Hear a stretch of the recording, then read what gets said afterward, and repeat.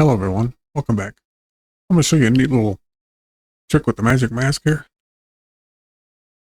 We'll make a copy, put it on track 2, go to the color page,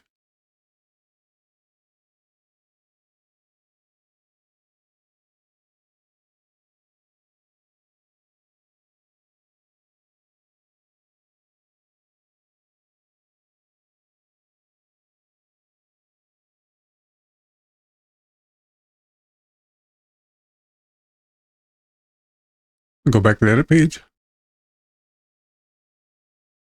Take that right to where the hands touch.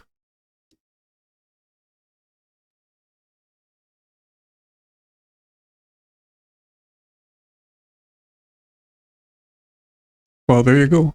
Thanks for watching, and I'll see you in the next one.